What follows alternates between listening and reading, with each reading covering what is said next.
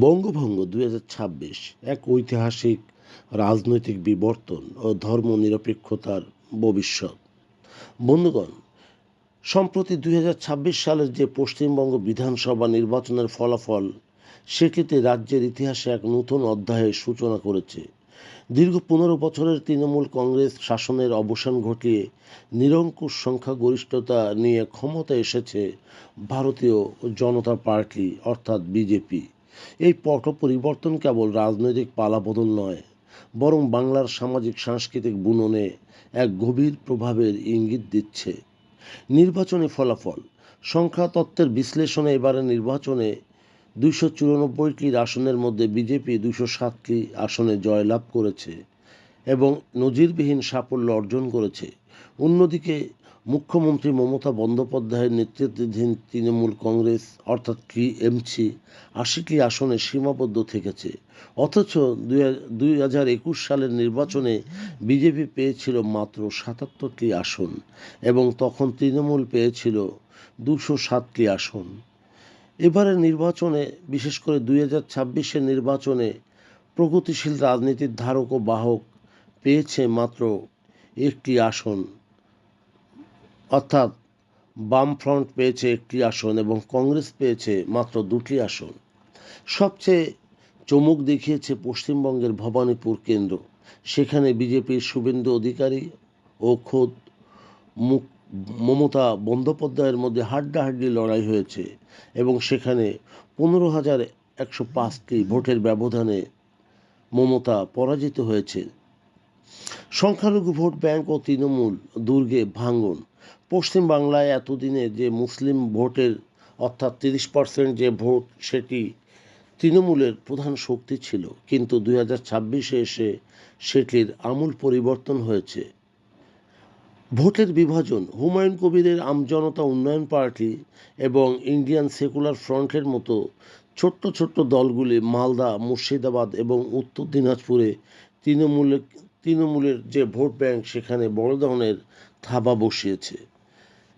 বিজেপির সুবিধা, কারণ সংখ্যালঘু ভোটের বহুমুখী বিভাজনে পরোক্ষভাবে অনেক আসনেই বিজেপি জয়ের দোরগোড়ায় পৌঁছে দিয়েছে বিজেপিকে। বিশেষ করে ধর্মনিরপেক্ষতা, প্রগতিশীল যে রাজনীতির সংকট অর্থাৎ বাম ঘরানার যে রাজনীতি, সেখানে এই বিশাল পট পরিবর্তনের পরে পশ্চিমবাংলায় তথাকথিত ধর্মনিরপেক্ষ যে সমাজ, সেটি এখন কঠিন পরীক্ষার মুখে। বিতস্ত সংখ্যালঘু সমাজ, কারণ তৃণমূল জামানায় সংখ্যালঘুর যে আধিপত্যের অভিযোগ ছিল সেটি মূলত বিজেপি এই অভিযোগ করত।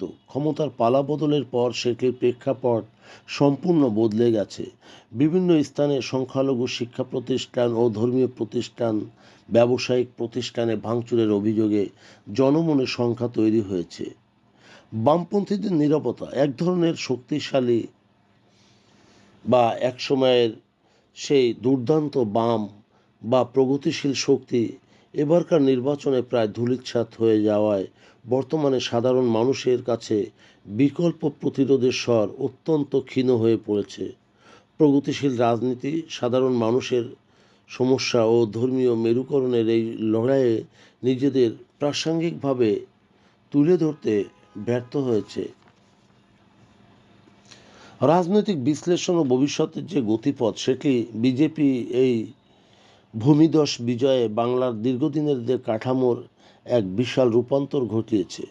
বিশ্লেষকদের মতে সাংস্কৃতিক মেরুকরণ উন্নয়ন এবং পক্ষপাত দুষ্টের অভিযোগের বিরুদ্ধে যে প্রচার ছিল, সে প্রচারের আড়ালে ধর্মীয় পরিচয় এবং সাংস্কৃতিক জাতীয়তাবাদের একটি প্রবল ঢেউ এবারের নির্বাচনে কাজ করেছে। বিশেষ করে সামাজিক যে সংহতি, অন্তত হিন্দু ভোট সেই সুসংহতকরণ এবং সংখ্যালঘু ভোটের অনৈক্য বিজেপিকে এক অভাবনীয় উচ্চতায় নিয়ে গেছে। বিশেষ করে বাংলার ২০২৬-এর এই জনমত কেবল একটি সরকারের পতন নয়, বরং রাজ্যের আদর্শগত সাংস্কৃতিকগত পরিবর্তনের দিকে ইঙ্গিত করেছে। আগত সরকারের সবচেয়ে বড় চ্যালেঞ্জ হবে রাজ্যের অসাম্প্রদায়িক চেহারা ধরে রাখা, কারণ সেখানে সাম্প্রতিক যে ভাঙচুর দেখা গিয়েছে সেটি সরিয়ে উন্নয়নকে সকলের কাছে পৌঁছে দেওয়া এবং বিরোধী দলগুলোর জন্য একটি অস্তিত্ব রক্ষার লড়াই, যেখানে এবার নতুনভাবে প্রগতিশীল রাজনীতির সংকট খুঁজে বের করতে হবে। বিশেষ করে 2026-এর এই রায় পশ্চিমবঙ্গের ইতিহাসে এক দীর্ঘস্থায়ী সামাজিক প্রভাব ফেলে যাবে তা বলাই বাহুল্য। বন্ধুগণ, আমাদের এই তথ্য গল্প যদি আপনার ভালো লাগে তাহলে লাইক এবং শেয়ার দিন, এবং আজ আমাদের সঙ্গে থাকার জন্য ধন্যবাদ। আমাদের ফলো দিন এবং সাবস্ক্রাইব করুন।